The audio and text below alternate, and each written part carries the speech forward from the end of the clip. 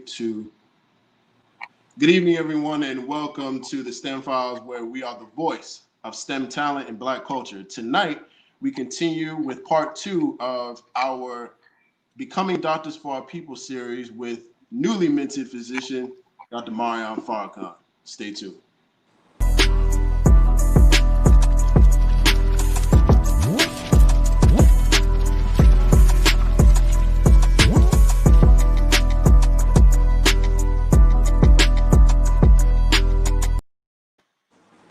All right, good afternoon. Well, good evening, everyone, and once again, welcome to the STEM Files, where we are the voice of Black. We are the voice of STEM talent and Black culture. I am your host, one of your hosts, Tariq Muhammad, aka Tariq Cardiac. I'm a biomedical research scientist with a background in cardiovascular pathobiology, which is the study of how diseases form in the heart and blood vessels. I am joined by my co-host, Jabril. What's up, man? Peace and blessings, everyone. What up, what up, what up? My name is Jabril Muhammad, aka Jabril Engineer, proud co-host of the STEM Files. I am a mechanical engineer and in-service engineering agent working in naval ship fluid systems with a background in material science engineering, where I did some failure analysis and structural engineering, working a lot with metallographic samples and things of that nature. So happy to be here. I'm excited. I know it's been a minute since y'all seen us both together, so I hope all of our people watching are excited for the dynamic duo to be back in action. And let's get it going with an awesome show. Excellent, excellent. And for just to reiterate, for those who are watching, if you see my name on Facebook and it says Tariq Cardiac Muhammad, Cardiac is not my real name. That when I introduced myself, that's why I took on the brand name of Cardiac, to differentiate myself from all the other Tariqs that I know and to let people know what area of STEM I'm in. So that's just a disclaimer right there. But this is a continuation of Becoming Doctors for Our People series. We had special guests, Dr. Maryam Farrakhan and Dr. Farrakhan, about 3 weeks ago, I think. And we talked about their journey in the Latin American School of Medicine in Cuba. And now we are doing part two. So Dr. Maryam Farrakhan, welcome to the show again. Welcome back. Thank you. I'm happy to be back. Thank you for having me. Excellent, excellent. Now, this series is very important, and we want to not only promote the Latin American School of Medicine as a partner to Black people or Black people all over the world who want to study medicine, but we also wanted to serve as a beacon of possibilities for not only the Nation of Islam, but for the Black community to develop our own health and wellness systems. So right now, just kind of introduce yourself a little bit, and let's talk about the importance of having a medical system run by our own people. Okay. So thank you for the intro. So I am Dr. Maryam Farrakhan. I'm 29 years old, originally from Chicago, Illinois, by way of Washington, D.C. So I'm back here in the DMV area. Happy to be back. I just recently graduated from the Latin American School of Medicine in August. So I literally just got back. And I think 2 days after being back, I was on the show. So yes, ma'am. I wasn't even settled. I'm still not settled, but it's definitely good to be back, and it's happy to be amongst my peers who are scholars as well. So I would definitely respect you all's work and what you do. So your question, let me get straight into it, because I know I have a tendency to be a little long-winded. But you're in good company. Huh? Bro, don't do that. You're in good company, trust me. Oh yeah, because you told me Jabril is like just like me, or we're just one and the same. So this is fun. So you said you asked me the importance of creating our own system. Right. One of the things that I think is really important is is to understand that there are various systems, both here in the US, internationally, in various countries, and whether it be Cuba and Nicaragua, wherever it may be, even in the UK. There are various systems. And I think the most important thing is to try to take the good from each system, because every system has its faults and its shortcomings. So if we want to create something, it's not just to create something, it should be create something that's better.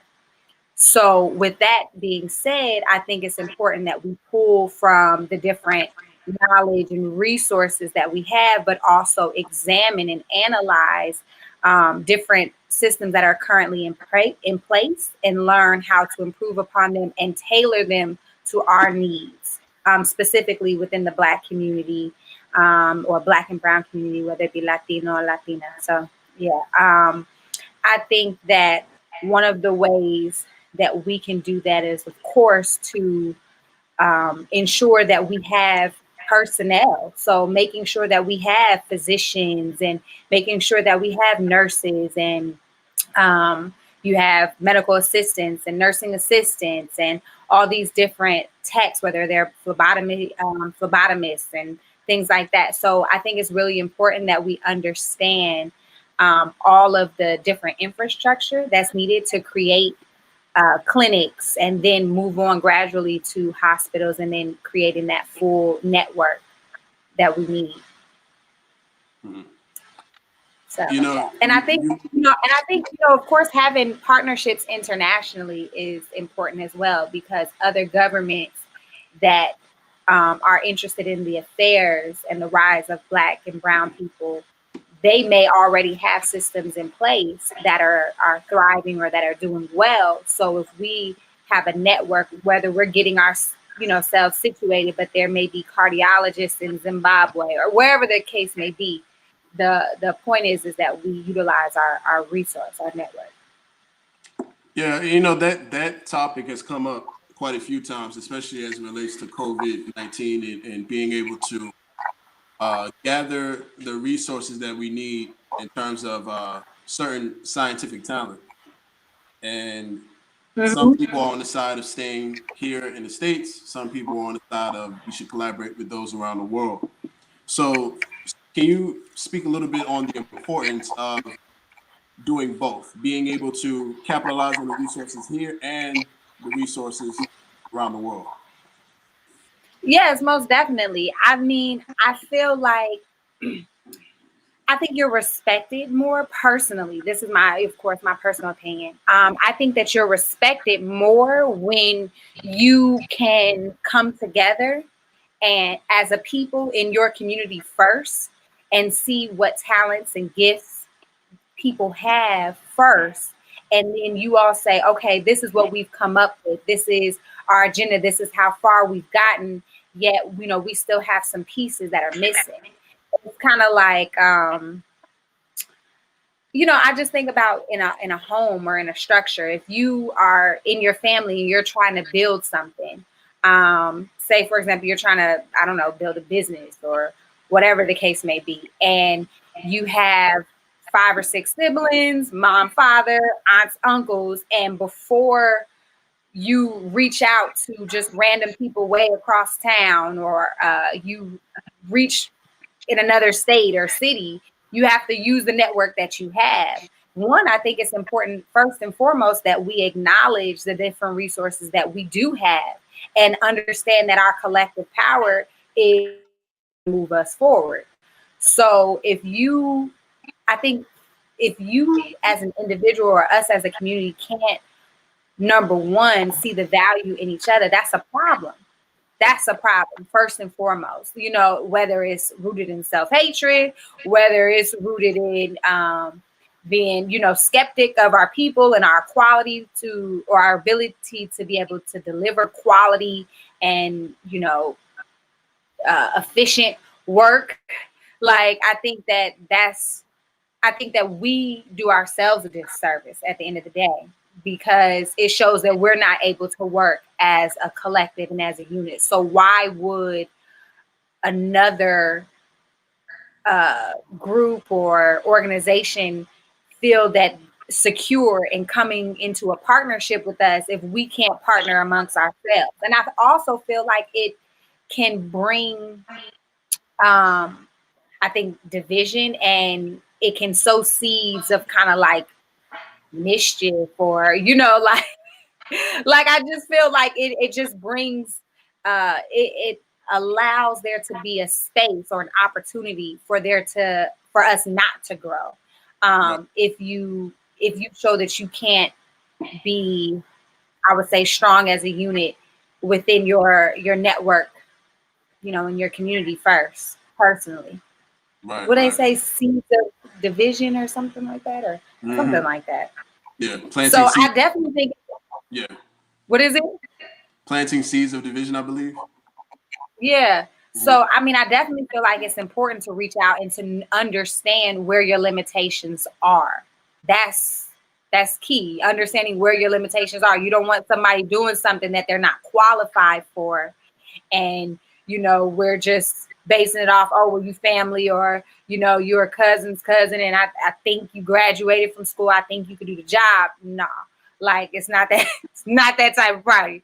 But I also think that it's important that we come together first and foremost, and then reach out to our brothers and sisters around the country and around the world to assist us. Absolutely. But Jabril, real quick, can you go ahead and let us know who the show is dedicated to? Tonight's show? Yes, sir. Yes, sir.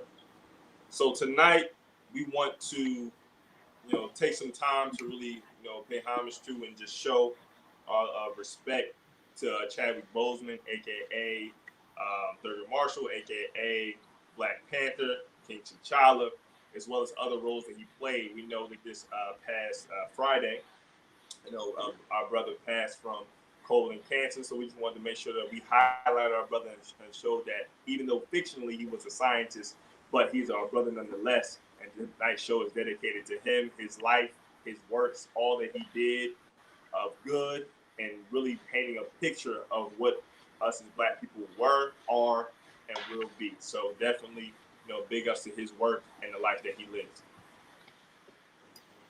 Absolutely. May Got the Allah Black forever be shirt pleased with right brother. here, I had to represent my brother. Yeah, You absolutely. know, I just heard about that maybe at 5 o'clock this morning. Someone broke the news to me. Actually, no one broke the news to me. Technically, I was on Instagram and I just saw a picture of Kobe, and I was just like, okay, so why is Kobe with That's the Bozeman? same thing that happened with me. Yeah, I was so, and they was like R.I.P. So I really, or rest in peace, rest in power. So I'm thinking they talking about Kobe, and I'm like, oh, okay. I was like, I think it was just Kobe's birthday, and then I kept seeing him, and I was like, wait, what just happened?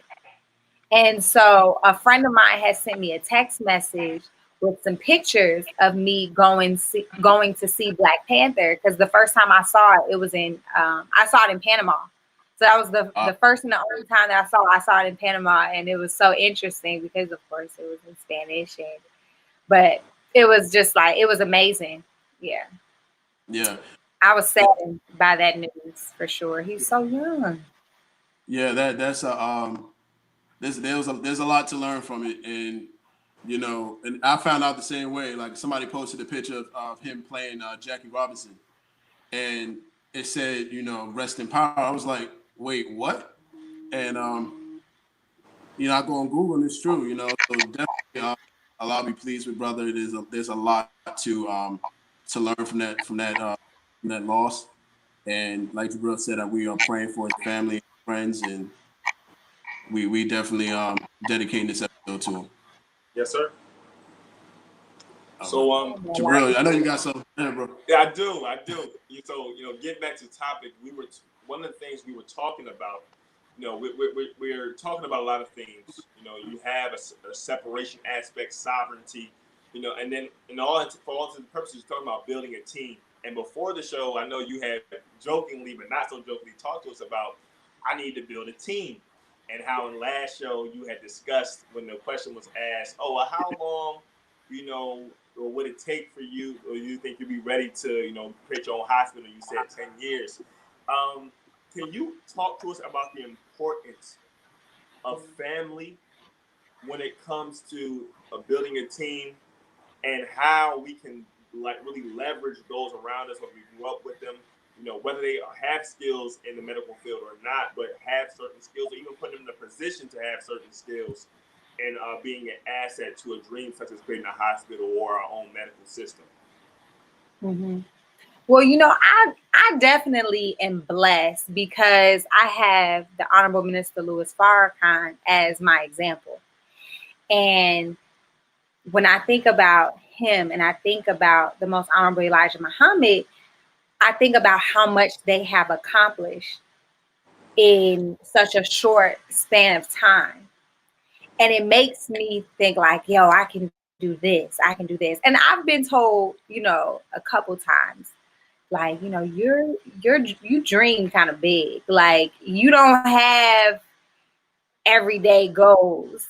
And I don't get offended by it at all, because to me it just shows like, they just haven't elevated to that level yet, Right, right, to think big, to not only dream but try to take the necessary steps and do the necessary things to bring it into existence. And of course, the minister talks about that as being the ultimate pleasure, about having something that's in your mind and bringing it out into right. existence. And so for me, my team has consisted of my mother, my father, my siblings, close friends. I keep a very close group of friends. And then, of course, but the minister, oh, I lean on the minister heavy, heavy. But when speaking with my family in particular, and they say, I don't know if you've ever heard this, but they talk about blood versus family. Have you ever heard the difference, like the difference between your blood versus your family? Like blood, y'all are Right. Yeah, related like, Yeah. by blood, but you're not necessarily family. Right. like, yeah, you're related, but that doesn't mean that, y'all real like tight like that. So, family could be a really loose term in the sense where they might not have that blood connection to you, or they might not be married into the family, but they're super close and you consider them family, and you know that based off of how you all interact with each other and how you all support each other's ambitions and are there for each other in each other's difficulties. So for me and my sisters, I think that we all are kind of very big thinkers and we have big ambitions. So my sister, she's her name is Safia. That's my oldest sister, and Right. she is actually a licensed clinical therapist. And so she works as like a supervisor for like child and family services here in the DMV area. And my other sister is in nursing school. And my other sister is pursuing a degree in architecture. So when I think about, and then I have two brothers who are in school. Well, one is a pilot and one is in school to become a pilot.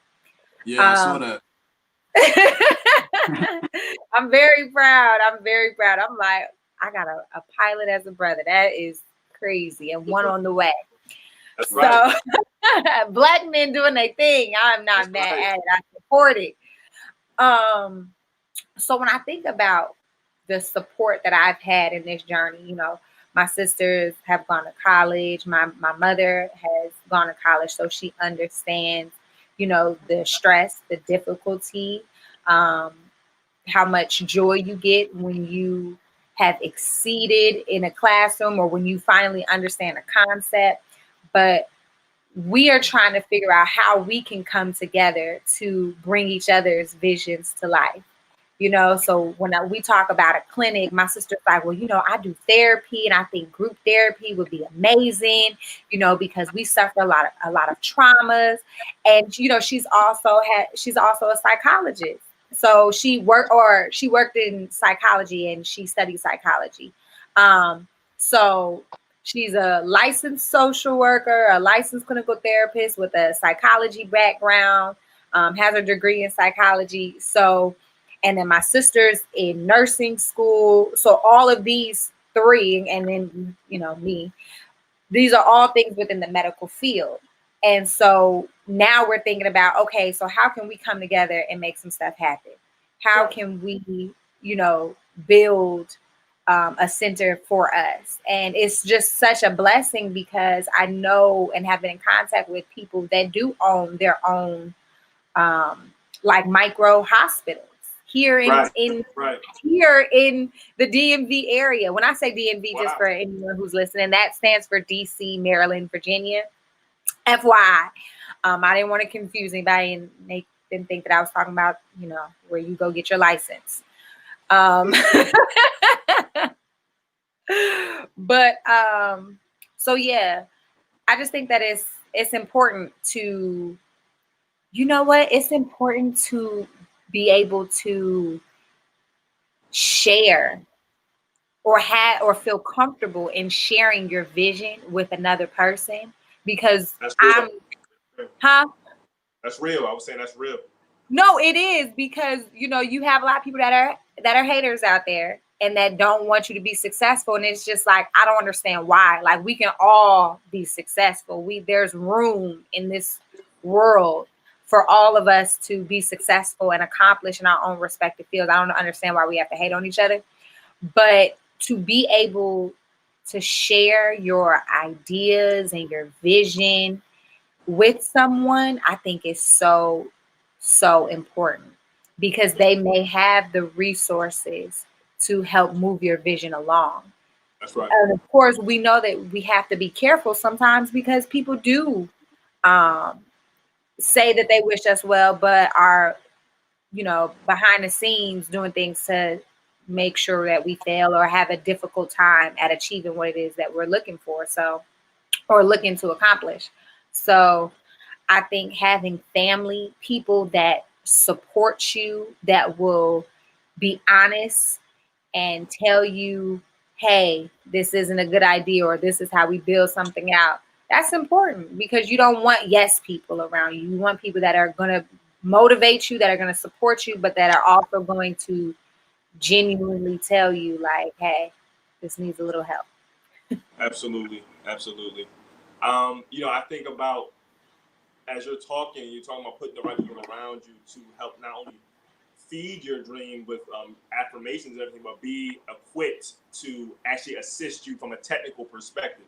You know, my favorite basketball player is LeBron James, and one of the things that I love about him outside his on the court prowess is his off the court prowess as well. Like, this man took some of his friends from, you know, young, you know, Rich Paul, Maverick Carter, and helped to put them through school, so that now you see the empire he's created today with people that, with his A1 day ones, to be able, whether it's his agency or the other different things he's done in television and everything too. But all of this was done with people that he trusts and has trusted, but then helped them to get the skill sets that they needed.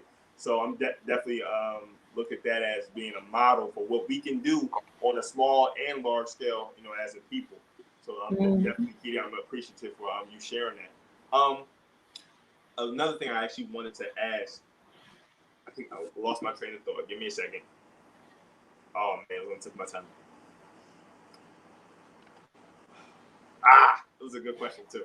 Well, I got something else. So as you're continuing and you're moving on, as we said, you know, the ultimate goal obviously is to be able to do for yourself and have your own, you know, hospital. So I guess since we had you here last on the show, and as you're moving forward, what are some of the next steps, you know, as you're trying to, I guess, get into residency, things of that nature?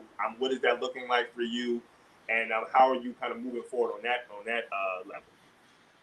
Right.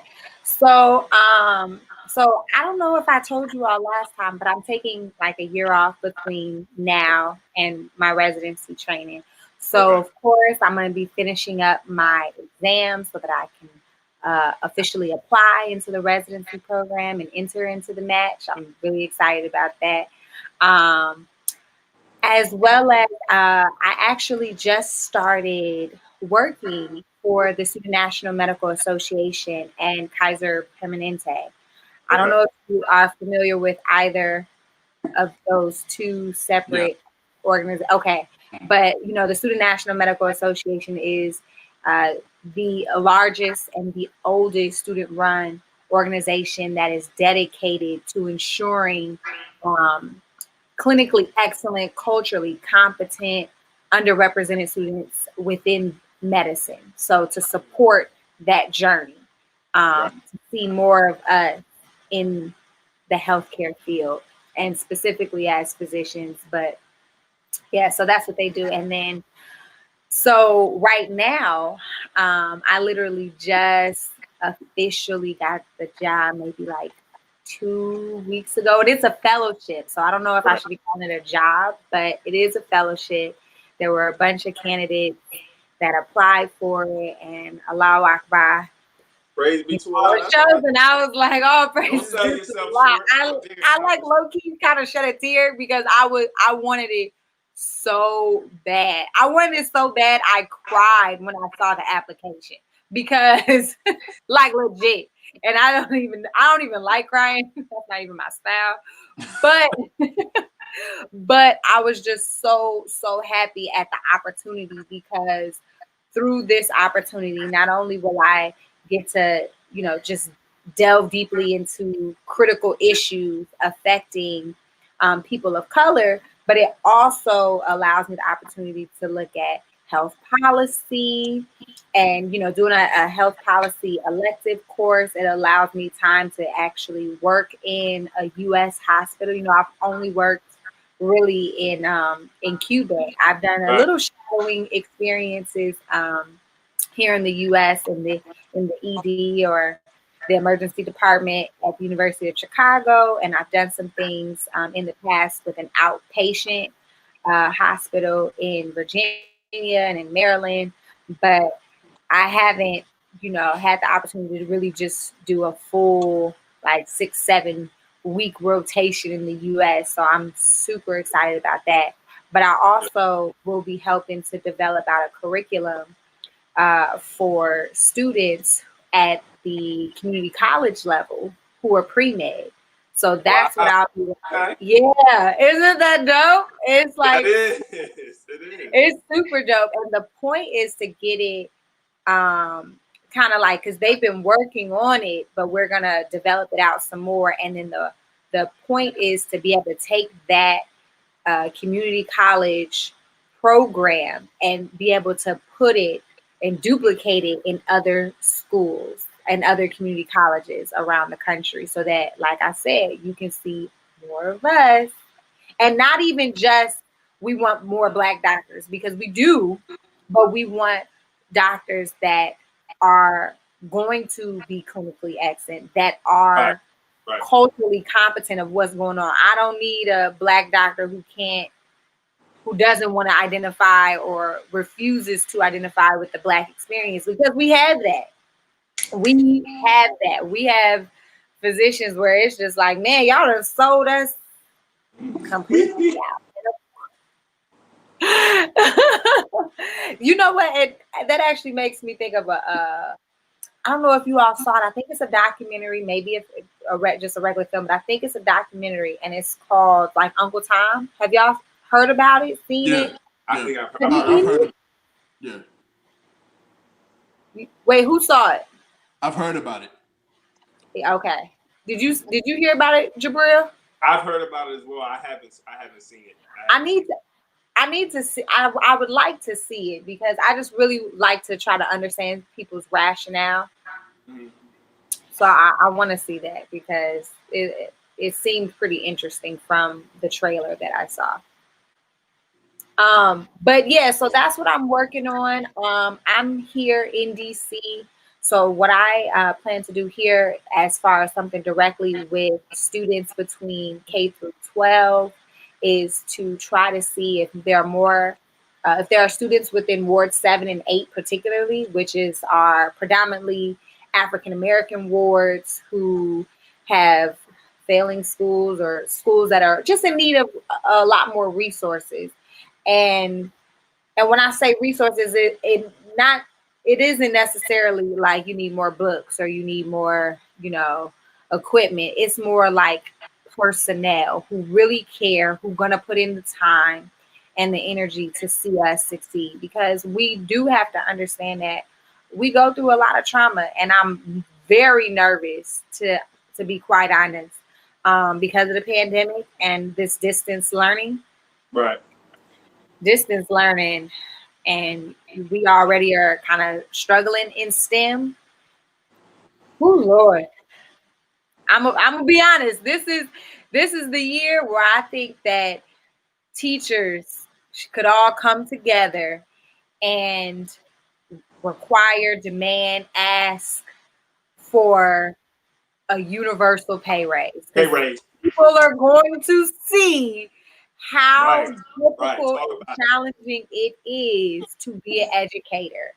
it. We Yeah. are dealing with so many students not wanting to get education because you see on, social media and the internet and all this stuff Right. that you don't have to be smart. You can sell your body and become a millionaire. And who buys brains when, you know, it's like not the thing. And I really, really, really want to make it the thing again. Like, be educated. It's nothing wrong with that. You're not a sellout, because you can only help your people more if you are educated. And that's not necessarily to say, like,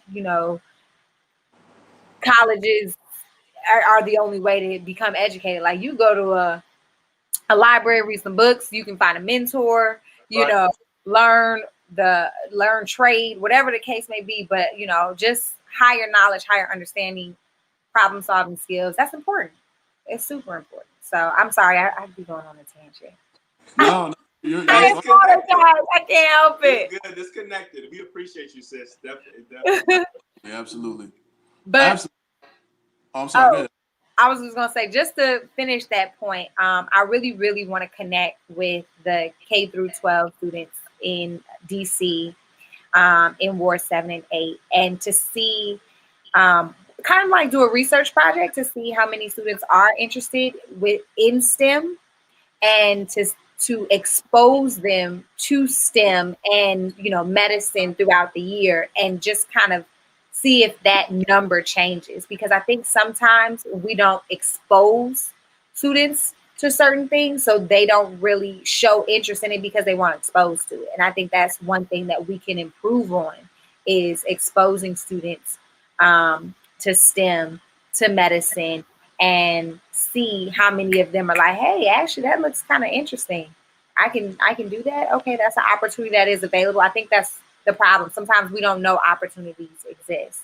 And so with that Yeah, said, I need to let you all know that, the Student National Medical Association is doing, a K through 12 like conference for students, um, preferably Black and Brown students.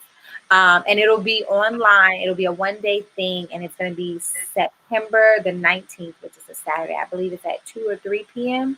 Um, Eastern Standard Time. So I'll try to like write it all up and send it out so it can be on the website or on the link or something. But that is an opportunity that's going to be available, and it'll be breakout sessions, and it'll be like live experiments and things like that. So to get people excited about science and medicine. Yes, ma'am. that's dope. And it's crazy you mentioned that because so at the 30-minute segment of every show that we do, we like to highlight the Black business. But for this episode, we're going to highlight a program that also starts on September 19th, but it's for 9 Saturdays. 9 consecutive Saturdays, all the way from September 19th to November the 14th. We have an Invention and Innovation online workshop for young people ages 8 to 18 to teach them about invention, prototyping, manufacturing, patents, and other types of intellectual property. If you're interested in um, signing up a young person between those age groups, visit our website at oldmanside.com/OMS events. It's right there at the bottom. And it's only $100 for the whole 9 weeks. So for nine consecutive Saturdays, they'll be learning about different aspects of invention. So definitely check it out. Right. When you think about it too, it's like paying $100 for something that they could thereby invent and then make you residual income down the line. So it's a great investment for your young creative person that may have an idea, been burnt. They don't necessarily know how to get it down on paper and then kind of see it through. So we're here to kind of stand in that way and kind of assist them in moving that forward and just educate them in general. So we're excited and we're looking forward to speaking to your young ones. Absolutely. And I have so my questions. Wait, hold on. I wanted to. I'm like, wait, hold on. So first of all, I really, really love that, and I really want to support it. So I'm gonna make sure that I talk to the executive director, that I get all the I get DC schools, especially Ward 7 and 8 involved, and we're gonna try to make it like big. You know what I'm saying? So let me talk to some of my resources and my connections so that a lot of students know that is available, because I think that's amazing. Yes, ma'am. Thank you so much. We're gonna send you the info. Yeah, we're gonna send you the info. And I'm here in Virginia, so I would definitely love to help out with what you're doing in DC. I know my wife would as well. So it's an amazing opportunity because we're big on exposure. Like exposure is like is like a key in a door of a door they know nothing about. Mm-hmm. You know, so when we can expose them and show them that this is here, you can do it, and we're going to show you how to do it. You know, it eliminates all of that desire to be things other than what builds their communities. Mm-hmm. You know, so we definitely believe in that. My questions. Can I get to those questions now? Are we good? Yeah, you good. You good. Go with questions. Cool. But no, so these questions I wanted to ask on the last episode when we had both of you on, and this in regards to the age limit for admission in the Latin American School of Medicine. I understand that at one point it was 25. Is it still 25? Because we have a lot of people who want to go to medical school, who may feel like it's too late in their lives to do so. Are they older than 25? There are a whole bunch of people out there that are older than 25 that want to go to want to do it. Yeah. Unfortunately, yes, there is the age limit. At one point, it was up until you were 30, and then they brought it back down to 25. So yes, you do have to be 25 at the time of the application.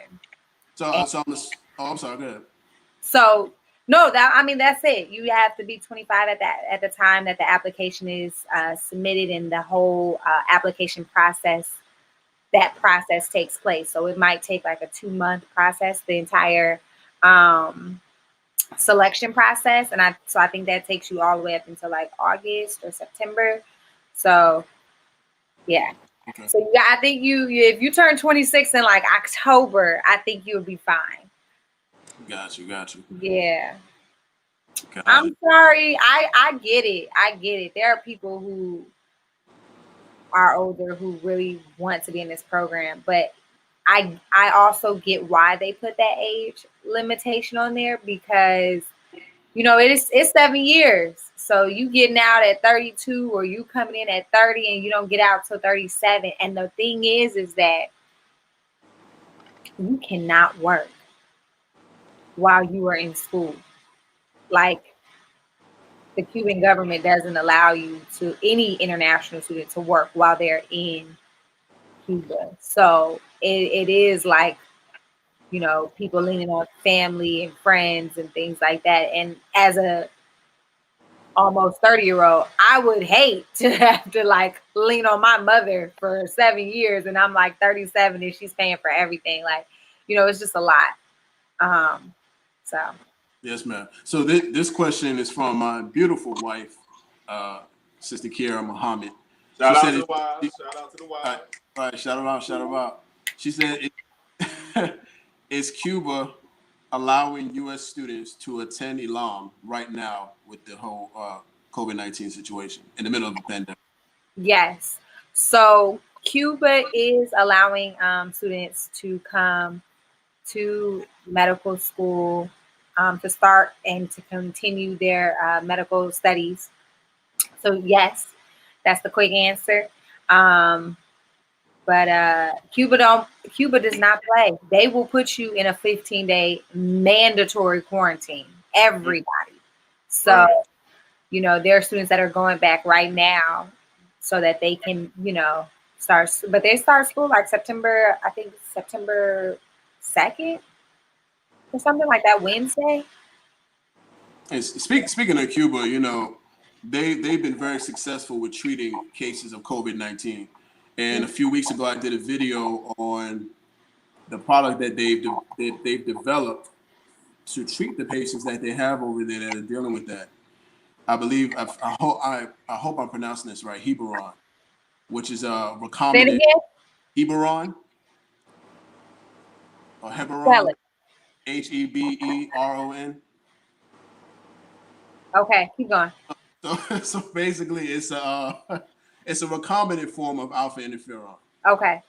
and they've been very successful with using. And just to kind of, I'm gonna go back a little bit for those who don't know what recombinant means in terms of science. Recombinant means taking one piece of something and putting it with something else to make a whole new product. So when it comes to recombination in genes, they're taking a piece of that gene or a piece of DNA and latching it onto another strand of DNA, and they completely changed the way that cell would function. So gene therapy or gene splicing, stuff like that. So they've been very successful with the product. They've had a very high uh, rate of, the word escapes me, but they've been very successful with it. As far Have as you, recovery, right, as far as the product of them not rejecting the product. So how have you seen any of them work with the product since you left, or have you been able to study it at all? I haven't. That was one thing that I really, really wanted to do, but it required physicians to um, do 30 days in a hospital where like you couldn't leave. Um, yeah, so Cuba, I mean, I think Cuba's dope in that regard. And the crazy thing is, I said the same thing. I said, yo, if there's a 15-day kind of like incubation period, then what they should do is kind of ensure that there's like an A group and a B group of physicians who, they work during the day, the other work during the night, and they stay at the hospital. And sure enough, like 2 weeks later, that's exactly kind of like what they were doing. So I've had friends or one friend who actually was a part of the actual like COVID response and treatment, like direct care. So, but me, no, I didn't have that pleasure. Unfortunately, all I did was COVID triage. Mm, got it. And what was that like dealing with the triage aspect? I And mean, wait, not only that, what is What triage? is For those, triage? so triage is when you have a group of patients that come in and you are able to analyze how necessary or how quickly they need medical attention, right? So, depending on whatever signs or symptoms that they show, whether it be respiratory distress or cardiovascular distress, or if it seems so, basically, you have these kind of like stages. And depending on the severity of your symptoms or how you present, then you'll be first to go to see the physician, or you'll be okay, you're stable, you're not going to die. So we can take a few minutes and deal with this patient first who has something that's severe, that's life threatening, that we need to get to immediately. So I worked in the triage for COVID. So what I did was I worked with anyone who came with any respiratory illness. They immediately went to COVID like triage, so we can make sure that one, you aren't in respiratory distress, and then two, to X you out as being someone who has COVID or is suspected of COVID. And so I'm gonna be honest. So I worked COVID triage in two different places. I worked in it in Hospital William Soler, which is a children's or pediatric hospital, as well as Hospital Enrique Cabrera, which is for the adults. And when I worked in it for peds, that was like my first intro. It was like when COVID was just starting.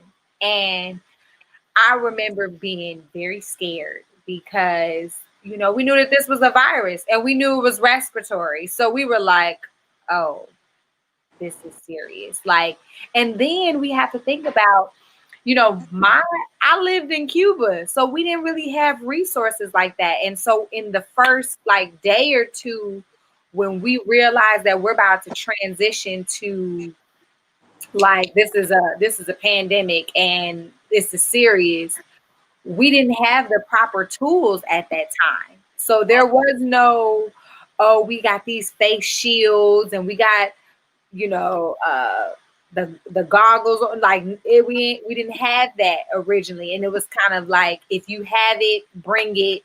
And I was fortunate enough that, okay, I had face masks from surgery rotation and, you know, extra goggles, and we were sterilizing and sharing our supplies. So it was scary because you know that as a physician, as someone in medicine, you're trying to take the proper precautions, but you also know that there is a risk.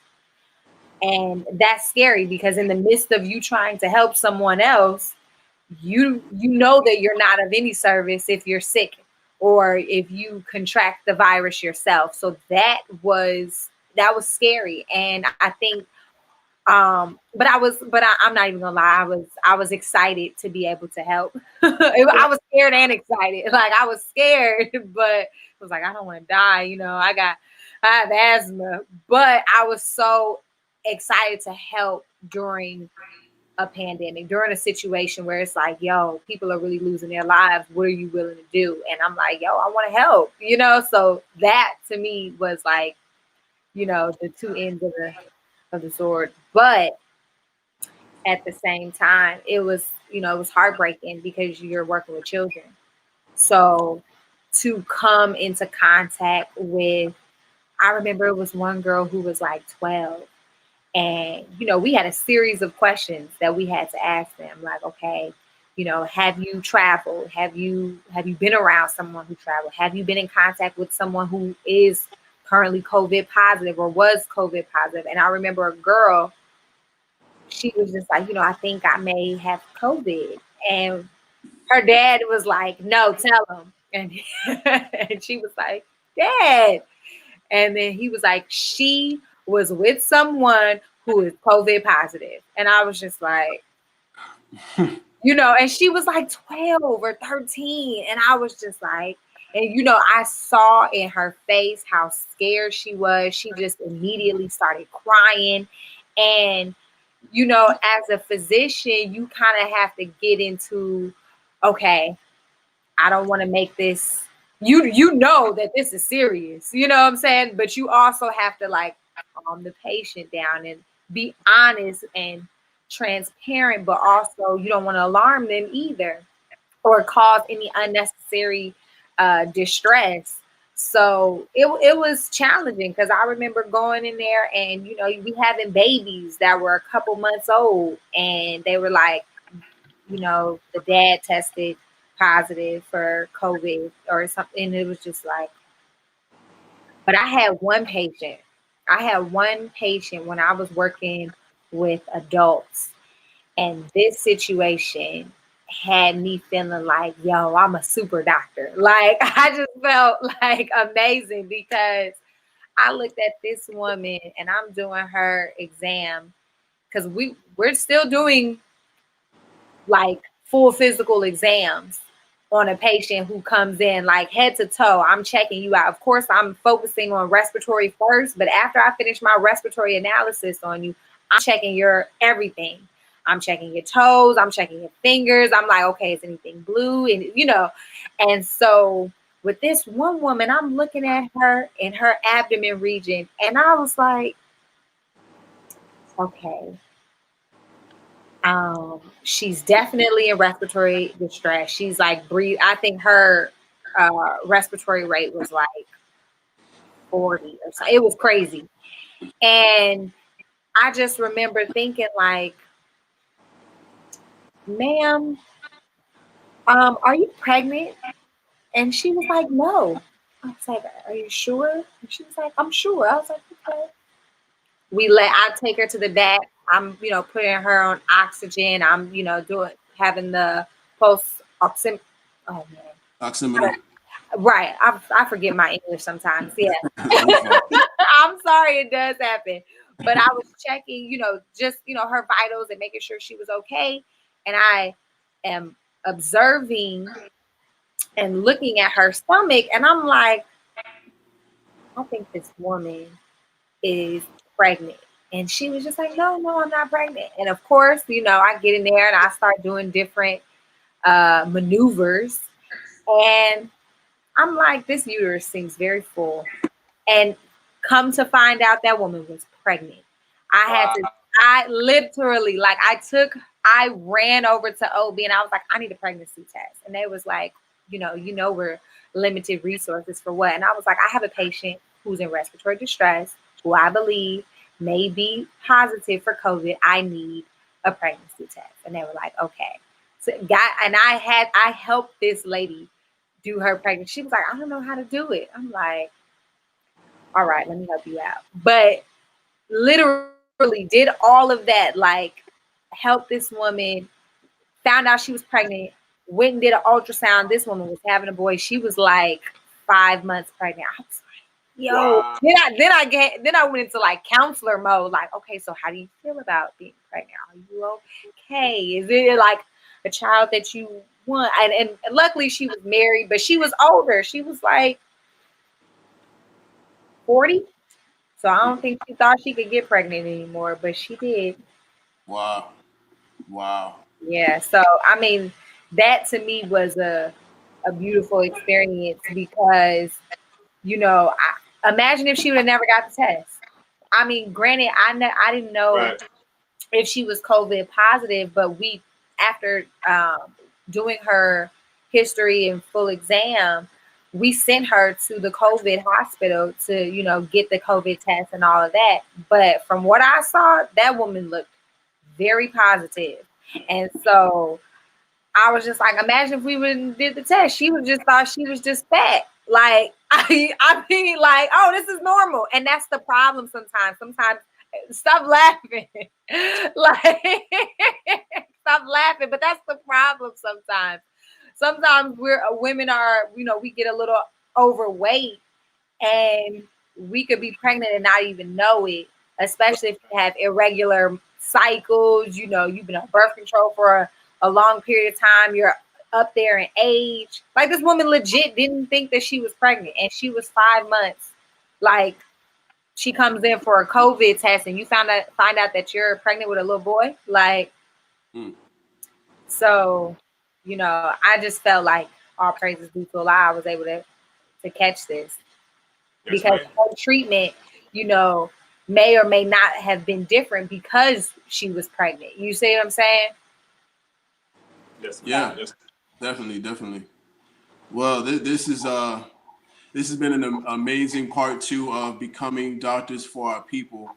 For those who are watching, feel free to drop. I see my wife is blowing up the comment section. She's Right. saying, "Go, Dr. Farrakhan." She has another question as well. Speaking of being pregnant and COVID positive, do you know of any studies of COVID pacing the placental barrier? She said, do I know of any what? Of any COVID pacing the placental barrier? Pacing?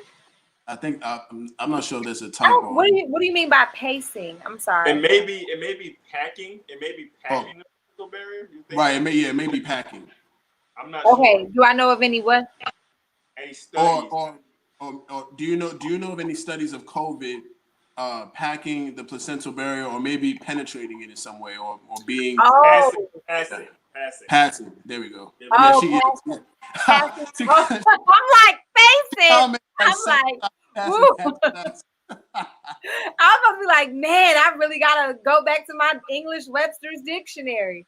Okay, that it actually passes the placenta the yes, placental ma'am. barrier. Yes, ma'am. I'm not sure of any research that is out there, but I can definitely look and get back to you on that one for sure. I'm sure there's research out there related to women and COVID. I just haven't searched to see what is already in the process of being studied and what results they have found or what the studies have shown. But I can definitely look it up. That's a great question. I'll follow Yeah. up with you, sis. Yes, ma'am. Yeah, we also got to keep in mind too that because it's such a new version of the virus of the coronavirus, there's a lot of information that just isn't out yet in Mhm. terms of um, what the virus can do in different settings in the body. So we just got to keep in mind of that. But yes, thank you so much for that answer. Jabril, do you have anything you want to add? Yeah, so as we're talking, I really understand that our present and our future is bright, particularly in the medical field and STEM in general. When we look at the STEM landscape right now, we see a lot of innovation, if you will, some for the good and maybe not so good, depending on who you are, whether it be AI, 5G, blockchain, all these different areas. And I guess I would ask, as we close out the show, from your perspective, Doc, do you feel, or what do you feel the future of the medical field, or really how physicians are interacting with their patients is going? Do you feel like we're getting closer, or a lot of people are transitioning back to the earth? And kind of, what are your thoughts on that? You said, are we getting back to the earth? Yeah, in terms of like as we move further forward in terms of our medical technology and things, do we kind of feel like we're coming kind of back to, what we've done, what doctors have done historically, if we look back in our past and everything? I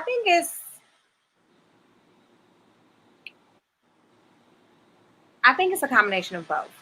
Okay. And the reason why I say that is because I've just seen with this telemedicine and the whole social distancing, yet it's the patient doctor interaction and how that has been kind of like the new thing. And I understand why social distancing is necessary and telemedicine is used. But I don't really think that, I learned in Cuba. So it's all about hands on. It's all about really you know, touching your patient and listening to, the body and things like that. Like, I haven't seen telemedicine. They call it telemedicine, right? Telemedicine. Yes, ma'am.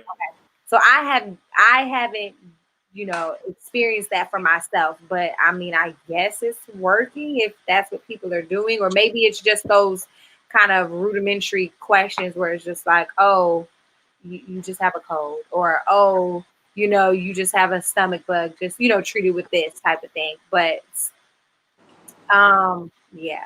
But I think when it comes to getting back to natural medicine and kind of like that naturopathic medicine and nutrition, what people are really, and I think this is your DOs and naturopathic doctors, as well as your family physicians and even internists. I think they're probably pushing more the prevention aspect because they know that prevention is key. You see what Right. I'm saying? So with that, and I think that the consumer or the patient, we are doing more to actually protect ourselves and guard our bodies as much as possible. So now you have people drinking teas and understanding like, okay, these vitamins or these supplements are necessary. So I just honestly, I think it depends on the individual and perhaps the institution. I do see us moving more towards that technology aspect where we do a lot of the artificial intelligence and the telemedicine in the future. I I think that technology is awesome. I also think that there's I also think it's very important for patient physician interaction. I think that that's extremely important. I think there are some things that a computer just will have a difficult time diagnosing or yeah. So that's just my thoughts on it. I mean, I think that some systems may feel that they save a lot more money if they just Right, do right. telemedicine. And a lot of things, it's all about the bottom line. It's all about the dollar. So if they feel like they can save money and it made more sense to do telemedicine, then they'll keep pushing telemedicine even after a pandemic. And I definitely think there are benefits to being able to access a physician at any time, right from your home, and there aren't long wait lines and things like that. But I also think that it's very important to be able to have a physician look you over. Period. You Right, can't get around it. You cannot. right, right. I have one more question, and as Jabril mentioned, we're actually at the end of the show. And one of the things I wanted to talk to you about was this. That's how to eat to live. Yes. That Bring this that book out. right, right. Book, and this is books, 1 and 2. It's not, That's just one right. book.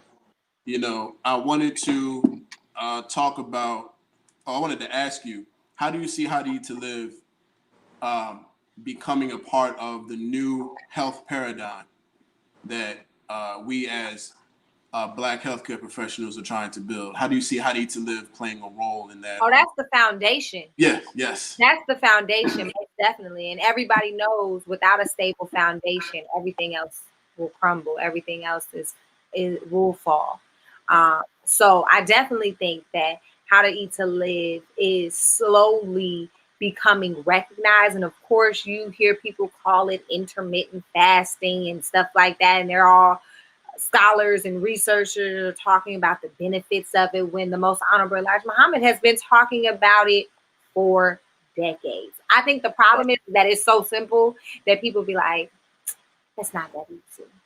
Right. Or, Well, you know, and I don't want to say it's simple because it's very contrary to what we've been taught. If you're not in the Nation of Islam, if you have never really studied the messenger, even as someone who isn't a part of the Nation of Islam, then this book will be a shocker for you. Like, what? No potatoes? What? No, like we shouldn't eat no pork. Woo! No, those are fighting like words. no pancakes. What? It's gonna rise in your stomach, and wow, I can't even enjoy breakfast anymore. And I think it will be so, unless I mean, because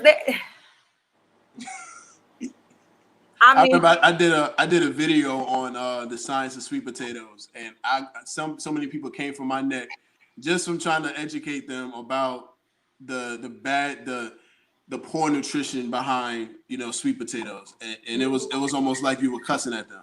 yeah.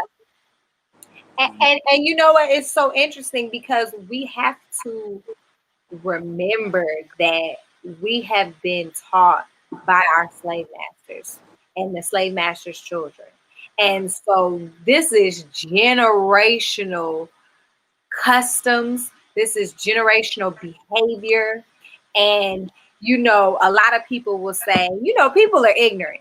People are ignorant. They don't have a problem with saying and having the rationale that they have. They're like, well, my mama did it, or my grandmama did it, and she lived to be 80, or she lived to be 90. And I'm like, so didn't the messenger say that you haven't learned to live until you're like 70?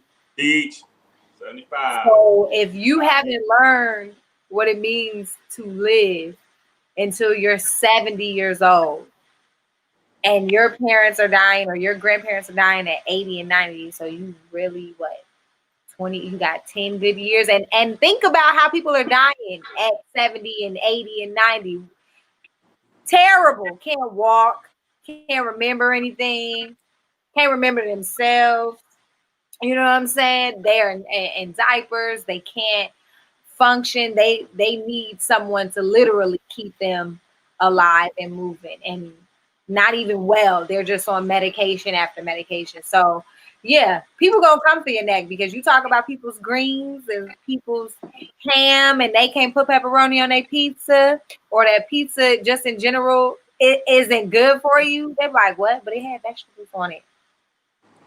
I had classmates. Ooh. I had classmates who told me that they do not like vegetables. In medical school, I said, yo, how are you going to be a physician and you don't like vegetables? Like how? I'm like, you just can't cook. That's what it is. But then you have some of us, no, seriously, because I heard a guy tell me the other day. He said, if you tell me what vegetable it is that you hate, I'm gonna cook it, and you gonna be like, dang, that I actually like it. I said, oh, so people ain't cooking stuff right. That's what it is. But it's just crazy. Like what we eat is the foundation. What we put into our bodies is the foundation.